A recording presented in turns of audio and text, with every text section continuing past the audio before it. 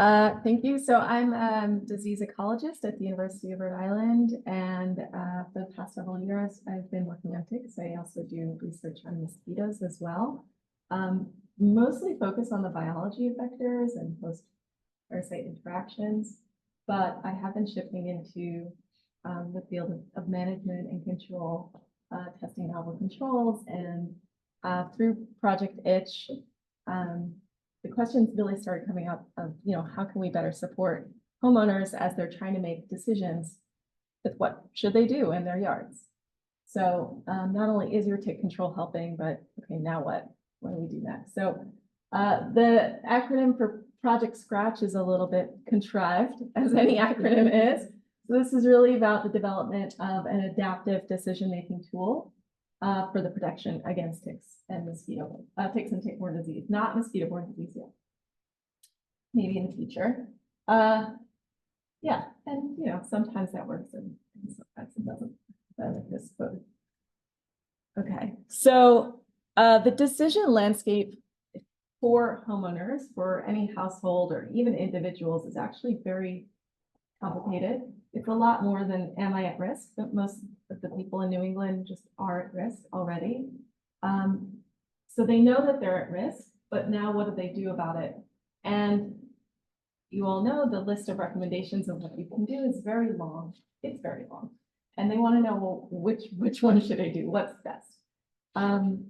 So if I do want to manage ticks in my yard, what's the best way? And I think it's actually really helpful that I'm going last in the morning talks, because you can see all of the nuance that's involved. So even so it depends on who you ask, because there are a lot of stakeholders here: pest control operators, public health, friends and family, right? And also even those that are highly educated in this topic still will say, well, it depends as well, because there's variability across space and time. There's variability in efficacy depending on the treatment and how you apply the treatment.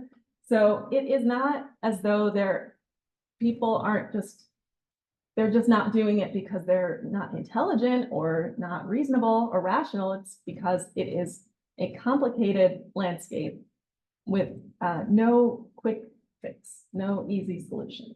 And that is where I think that we as a community can come in and provide some actual tools. So this is a very difficult decision that homeowners are making. And there are some tools that are available, right? There are websites you can go to educate yourself. There's an 84-page handbook you can read if you want to learn how to control ticks in your backyard. And this is an excellent resource, right? But it's also a very hard ask. It's a very big ask to say, go educate yourself, basically become an expert yourself in ticks and tick-borne disease and management of ticks. And many of us may be expert in just one of those things, and it's still very complicated. So that's a big problem, that in order to protect yourself, you have to learn so much. And it's kind of no wonder that there's gaps in knowledge, because it does get overwhelming. The other thing that you find with these, and they are helpful, but as we saw with comparing the properties in Itch even, that it isn't a great one-size-fits-all situation, right? So that the general recommendations for creating a barrier in a tick-safe zone in your yard don't really apply if you're taking a mile walk through the woods with your dog every day, right? So these recommendations are not very highly tailored to individual needs, or even to just like profiles of different potential needs. So that was the other thing to kind of notice. So it's not to at all say that these aren't excellent resources, but I think we need to foster some empathy for the people that we're trying to help here. Okay, so the goals of Project Scratch are to simplify the experience of decision-making around tick control and tick-borne disease prevention. Simplify the experience, knowing that we don't want to oversimplify what is the situation, but the process of making decisions, it is complicated, but there are ways to structure that decision so that it is less painful and relatively straightforward from a user experience. The other goal is to tailor these recommendations to the risk profile of the user.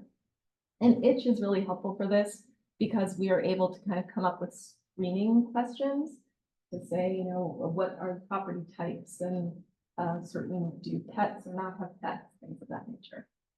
The other aspect with the structured decision-making approach that we're using is that we get to incorporate, and this is really the goal of the work that I'm presenting today, is to incorporate the values and objectives and concerns of the people using the tool. So having their, recognizing that people have the agency to say, no, I very much care about the environment. I'm not going to consider at all any synthetic chemicals. Now, this is the person that has to still make a decision in that context and those values. What can we do to help them make the best decision? And then the final goal is to incorporate not only the consumer, let's say, homeowner or household values, but also have that marry with all of the collective expertise that we can provide. Okay, so for those of you that were on the call for NEWVEC, the updates, I said, you know, seeking experts, right? So this is the next steps is that we're going to be soliciting people to really put in some time and effort. You know, folks that are in this room and others that have really put in a lot of work into figuring out and know the data on the efficacy of a lot of different treatments so that we can populate our decision tool with that expertise. So this is what the PROACT cycle, this is the dream with structured decision making. It is, even in the best of circumstances, can be difficult when you're dealing with managing problems with a lot of uncertainty. Depending on your decision, it's really helpful to have a plan going forward. So you have to formulate what is the problem exactly, put a box around it. This is the problem we're dealing with. You identify what are your objectives, and then you come up with alternative actions that you can take that would have impact on those objectives. You use some decision analysis tools, and then you implement action. That's all well and good. When it comes to the reality for vector-borne disease management or wildlife disease management, any number of really complicated contexts with a lot of issues, that it's not as straightforward. So you have, these are dynamic problems that do change year to year. You have a lot of inability to predict outcomes, a lot of uncertainty and risk. Resource allocation is not always consistent, right? And you have multiple objectives, and those objectives might be directly in conflict. So you could have trade-offs going on here as well. You know, for example, you may want to protect the environment, but you also want to protect your health. And so that's a trade-off that everyone's trying to contend with. And then there is a lot of uncertainty in the scientific research as well. And so it's about how do we still go from problem to solution? And our bridge here is trying to use decision analysis. And it's not about coming up with the necessarily best decision in the ultimate sense, but the best decision that we can make given all the information that we have, given the constraints that we're under with uncertainty and complex dynamic systems.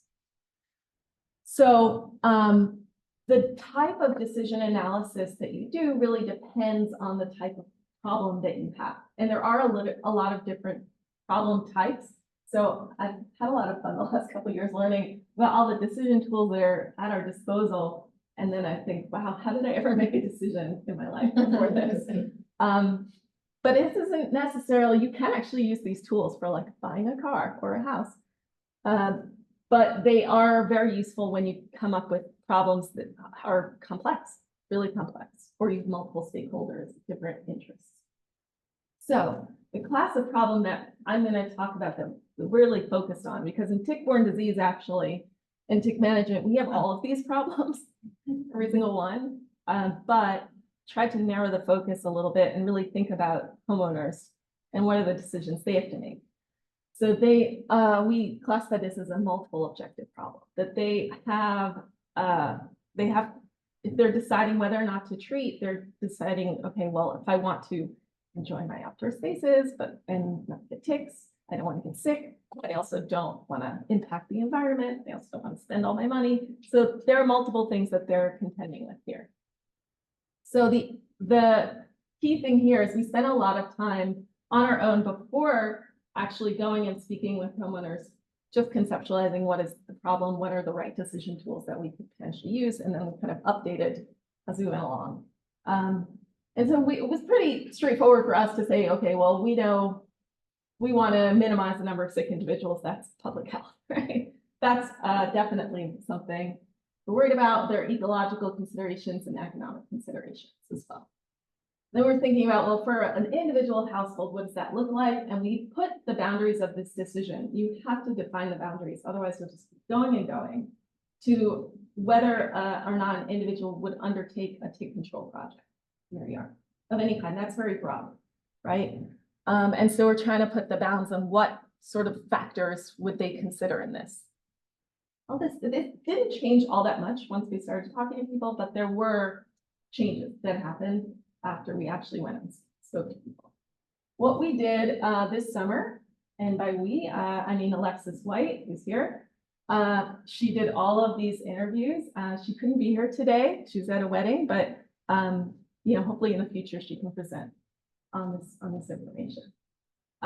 We used the kind of PROACT cycle, and we wanted to identify the objectives, you know, straight from the horse's mouth, right? What are their objectives? And then we wanted to figure out how did they weight those objectives.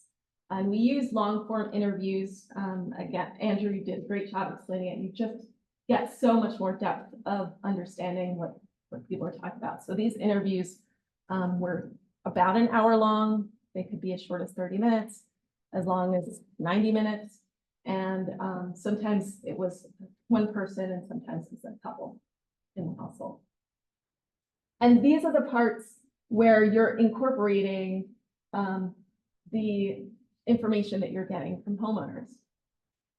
Later on, and I'm not going to talk about it today, but later on, these are the parts where we're incorporating the expert information as well. So those two things are combined to create the tool. But today I'll just talk about the interviews for the homeowners. There's still a lot of data analysis to do, but this is just so far. So we're really just getting into it. First of all, we leveraged Project Itch in order to recruit.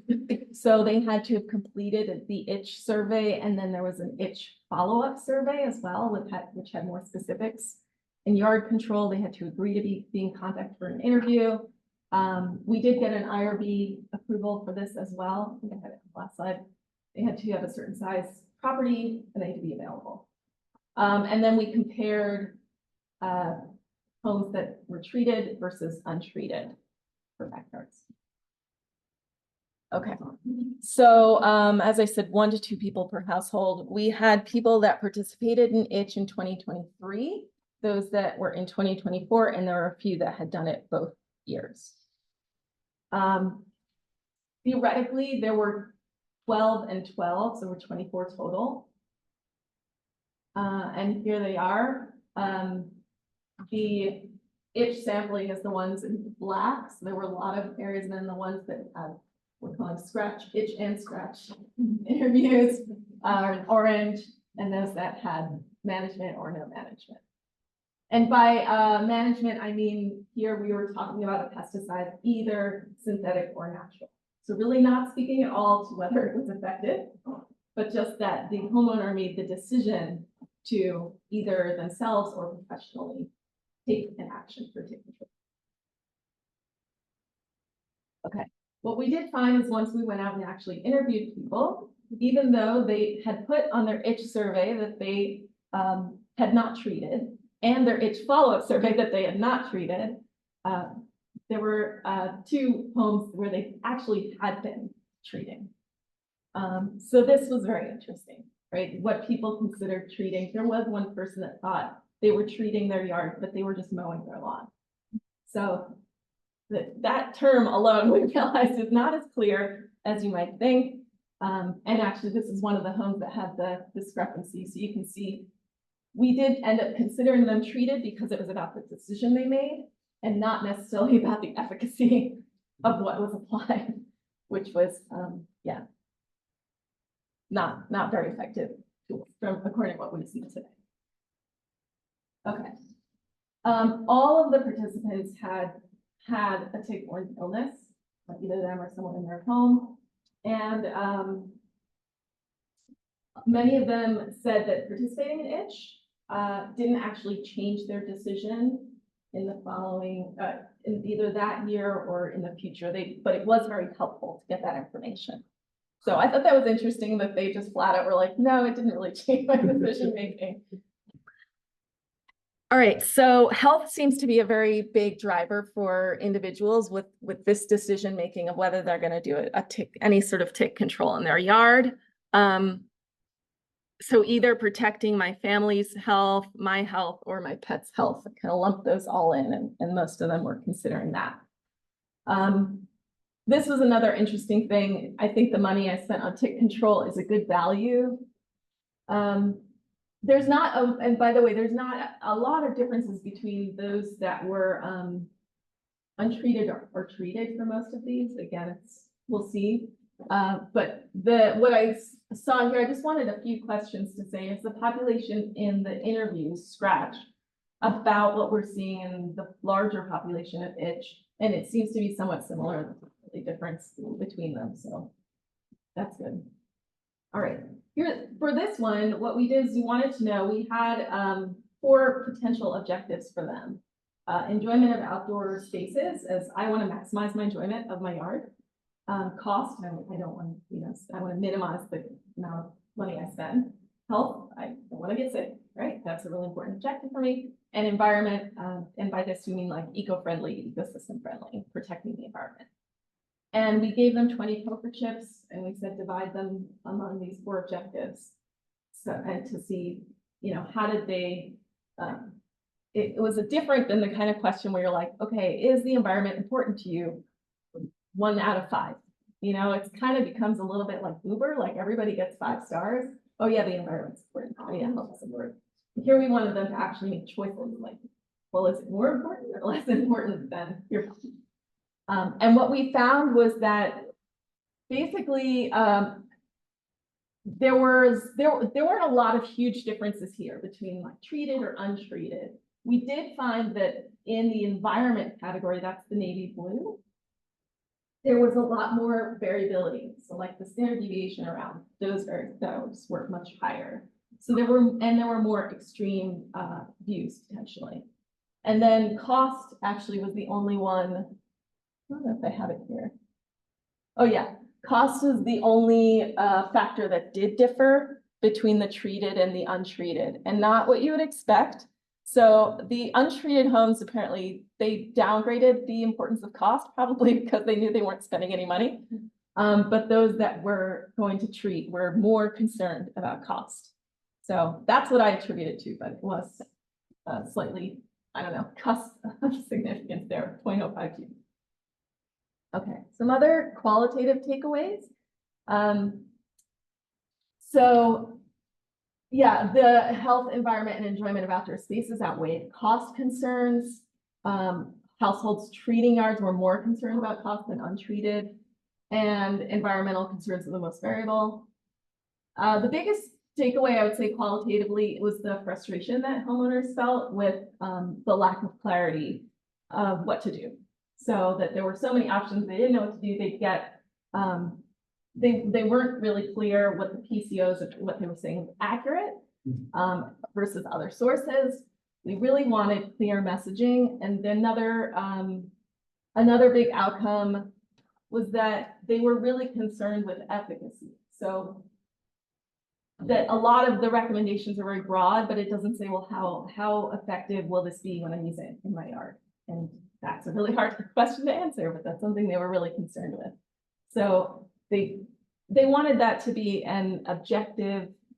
I don't know if it makes sense as an objective so much as like a measure of one of your objectives, but that was one. And then there was an additional objective of, is it worth my time? Is it worth the effort, basically? And there were, it depends on your stage of life, kind of. and that's kind of anecdotally, but if there was a, like somebody that had like young kids, they're like, well, my time is really valuable to me. And so, how much is this gonna cost me in terms of my time and not in terms of money? So that was a big thing. So the next phase that we're gonna go into, we still have a lot of analysis to do. This is really just the start of the analysis of the homeowner interviews. But next we are trying to find experts for the expert elicitation. And we'll try to make an adaptive multi-criteria decision tool. And basically by adaptive, I mean that we have a very long list of alternative actions, potential actions. There's over 100 potential actions. And the recommendations will be tailored to the individual. So they'll go in and they'll start answering screening questions kind of like they did with itch. But if they have pets, then there's a number of alternatives that'll be included. And if they don't have pets, those will be eliminated. So that in that way, we can have, the best options is that subset of potential alternatives that really applies to their situation, right? So if they live and their property is completely wooded, that's a different set of recommendations than if they live in a primarily suburban area and they don't have a lot of woods. So we want it to be tailored to the individual and screening questions. Again, we added this minimized time commitment because time is, they say time is money, but time is different than money. And so for different people, they're like, that's a kind of separate issue. And then we'll be gathering basically, and I want to make sure that this is clear, that the expert elicitation is about getting the best judgment of experts that are familiar in the area. So it's not about saying, well, the data are showing that this is the best choice, because we know that even that those data are from a very controlled experiment versus application. So this is about harnessing the power, leveraging all of our collective expertise. And it's saying, okay, for that, for a given alternative like tick tubes, how would that impact minimizing human health? How would it impact maximizing enjoyment of the outdoors? And we put actual numbers on that. And we are trying to get around 10 to 12 different experts. And then put it all together in a smart table and get out a bunch of weighted scores, and we'll get investment. Okay, this is our best, here's the top 1, top 3, top 5 interventions that you could do. It'll look a lot prettier for people that are using it. But I think it's a good way of at least informing the decisions that people make. So again, you can have the score and you can pick out, this is all just hypothetical data. So none of these, don't look at this and say, oh, that's the best one. But it can provide users with the ranked list of alternatives based on their specific risk profile. And I like this idea of combining like, what do we know with what people actually care about? Because I think it is important that they get to choose how they want to live their lives and they want to do. So, okay. So yes, if right now it's volunteer, but I do think we need to find a way to compensate people for their time. It's going to take a bit of time. But if you would reach out to me, I think that would be really excellent to get started with that. All right, I want to thank everyone in our lab, especially Lexi and NEWVEC, and thank you for inviting me to this meeting today.